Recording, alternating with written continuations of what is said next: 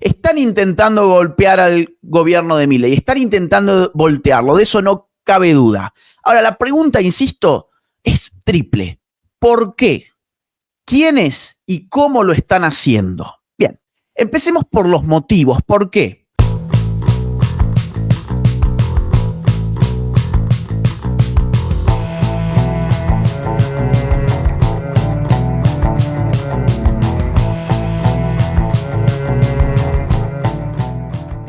Miren, el gobierno de Milei ha perjudicado en tan solo un año a los intereses materiales de importantísimas élites en la República Argentina, todas al mismo tiempo.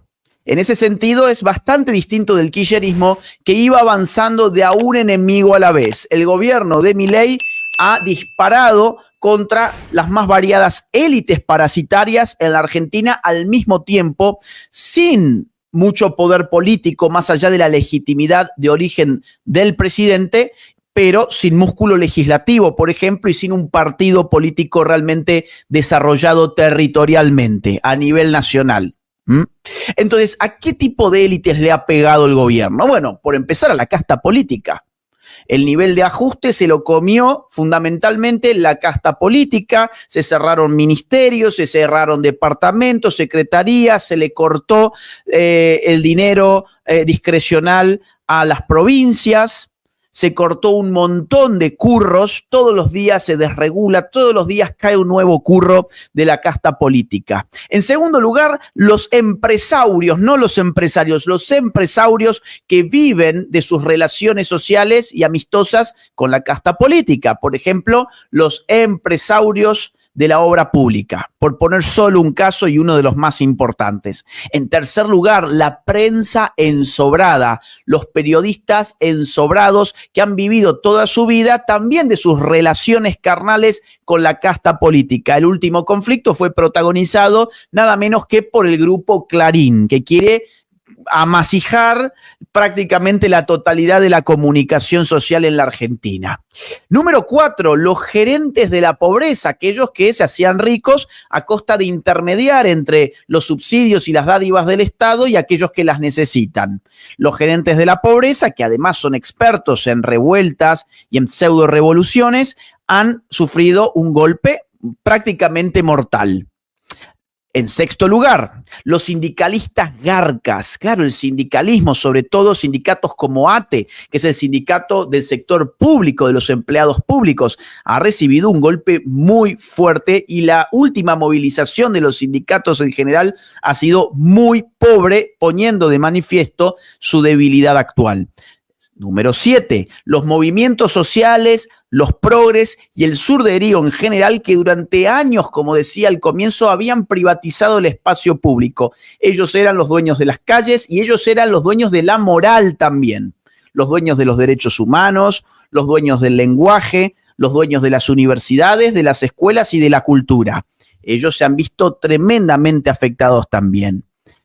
En penúltimo lugar, el narcotráfico. ¿Qué tiene que ver el narcotráfico con todo esto? Que venía creciendo en los últimos años en la Argentina y tenía su epicentro en la ciudad de Rosario, en Santa Fe. El narcotráfico en solo un año ha sido brutalmente golpeado, afortunadamente, por el gobierno de Javier Milei. Por lo tanto, tiene también mucho interés el narcotráfico y el crimen organizado de que a este gobierno le vaya mal para que sus amiguitos, los políticos, le vuelvan a dar rienda suelta a los narcotraficantes. Y por último, miren, por mencionar un caso más, la mafia del fútbol. Y acá conecta con el asunto de las camisetas de fútbol.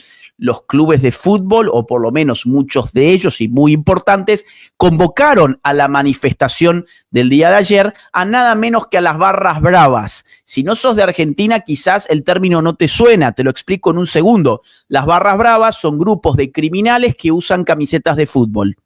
No hay más que eso. Son grupos de criminales que utilizan camisetas de fútbol. El nivel de violencia en el fútbol argentino ha tomado tanta magnitud que durante algún tiempo los partidos se jugaron incluso sin público presente y al día de hoy se juega solo con el público local. El público del equipo visitante ni siquiera puede acudir a la cancha, dada la violencia que existe en un deporte tan bello y tan importante para la cultura argentina, pero que los argentinos de bien no pueden disfrutarlo. ¿Por qué? Porque los criminales que usan camisetas de fútbol se han apropiado de él y tienen poder político y poder económico, incluso poder armado.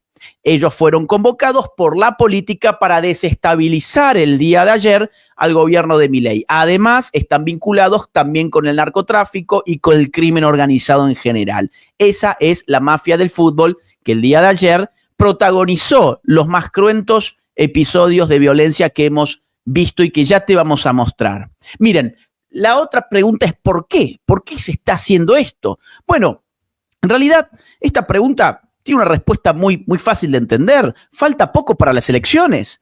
Tenemos elecciones intermedias en muy pocos meses y el gobierno está liderando las encuestas. Te voy a mostrar en breve nada más una de las últimas encuestas donde vemos la enorme brecha que se da entre La Libertad Avanza de Javier Milei, que se lleva el puesto número 1, y los segundos, que son los kirchneristas, que están bastante por debajo. Incluso una de las últimas encuestas mostró en Buenos Aires a Patricia Bullrich por encima de Cristina Kirchner, dejándola en segundo lugar a la madre de la corrupción en Argentina. Entonces, ¿qué podría obtener el gobierno en estas elecciones? Músculo legislativo, meter diputados, meter senadores. Tal como dijo Javier Milei en su reciente discurso precisamente en el Congreso de la Nación, cuando dijo, espero muy pronto ver pintado de violeta esta Cámara. ¿A qué se refería? Vamos a ganar las elecciones y vamos a meter muchos diputados y muchos senadores. Cuando Cristina Kirchner dijo hace poco que el reloj de arena se echó a correr para el gobierno, miren, esa metáfora en realidad le cabe mucho mejor a la oposición. Cristina quiso decir que el reloj estaba ya dándole cuenta regresiva a un gobierno que pronto debía irse. En realidad, el reloj le está corriendo a la oposición. ¿Por qué el tiempo le corre a la oposición argentina?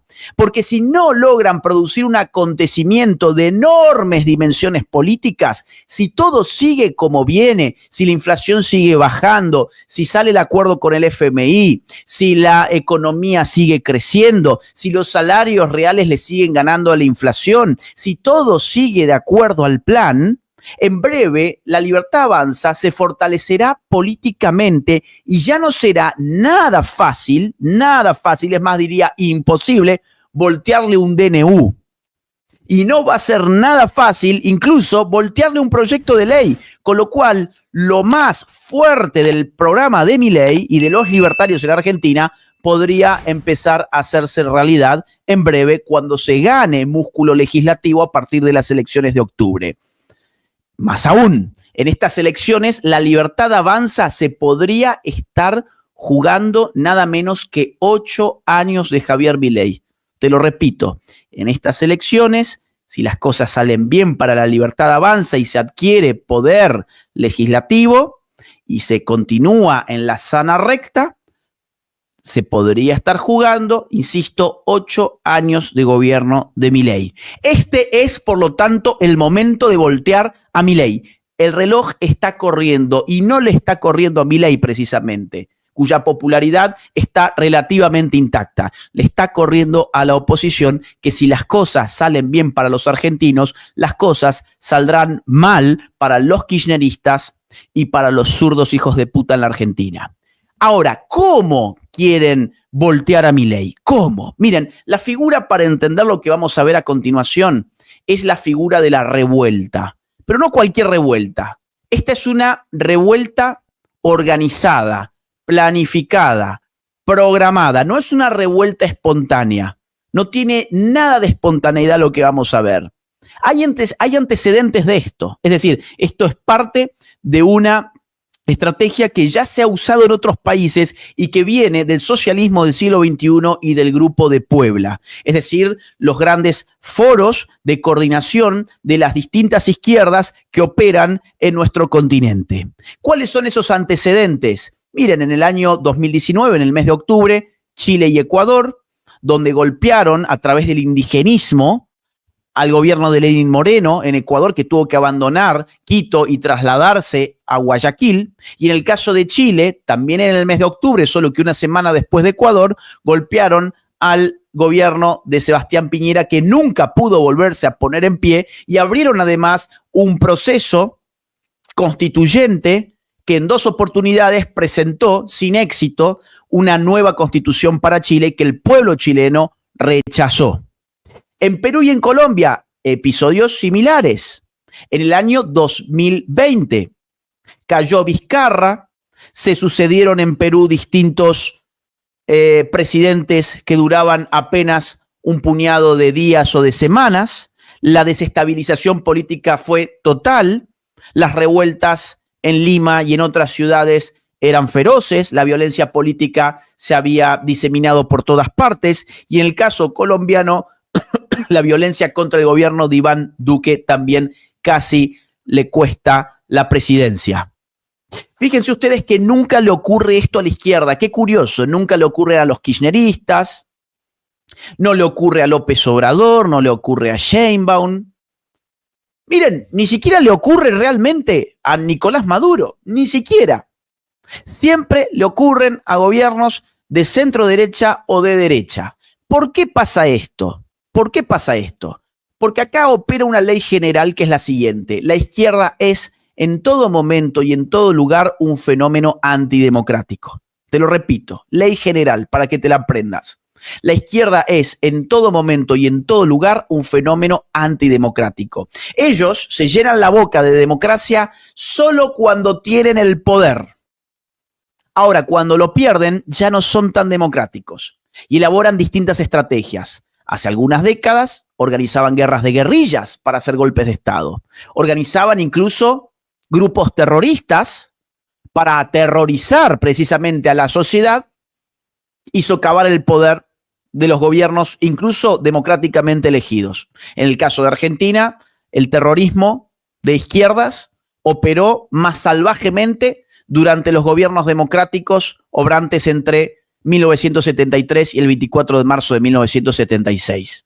Con lo cual, ¿qué hacen hoy? Ya no organizan ese tipo de golpes de Estado a través de grupos guerrilleros y terroristas, sino que organizan revueltas que parecen ser espontáneas, pero que en realidad, como vamos a ver a continuación, están perfectamente planificadas. ¿Pero qué acaso con una revuelta van a hacer un golpe, van a voltear un gobierno? ¿Qué están buscando? ¿Cómo lo planean hacer?